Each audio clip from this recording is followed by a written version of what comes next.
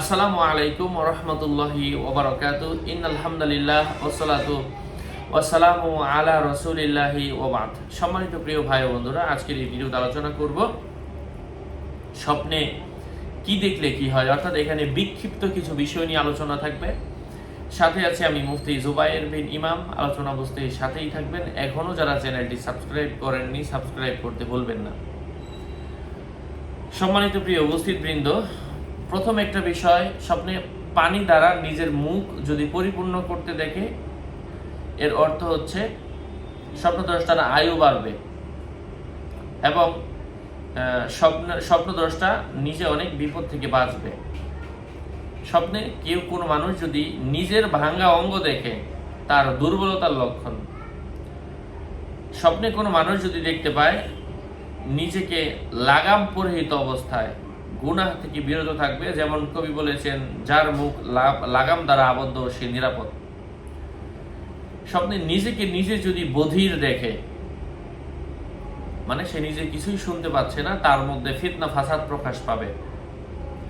কোনো মানুষ যদি নিজেকে বয়োবৃদ্ধ দেখে, সে নিজে সম্মানিত হবে, এমন কিছু বুঝিয়ে থাকে। স্বপ্নে কোনো নারী যদি নিজেকে মধ্যবয়সী থেকে আরেকটু বেশি যুবতী দেখে, তার বয়স সে ছোট হোক আর সে বড় হোক না কেন, তার বয়স বেশি হোক কম হোক, নিজেকে স্বপ্নে যুবতী দেখার অর্থ হচ্ছে সে মানুষের কাছ থেকে সম্মান পাবে। কোনো যুবক নিজেকে শিশু দেখার অর্থ হচ্ছে তার জ্ঞান কমে যাবে, এমন কিছু বোঝায়। স্বপ্নে কোনো মানুষ যদি দেখে তার নামাজ ছুটে গেছে, এর অর্থ হচ্ছে তার নিজের যে কোনো কাজকর্ম কঠিন হয়ে যাবে, এমন কিছু বুঝিয়ে থাকে।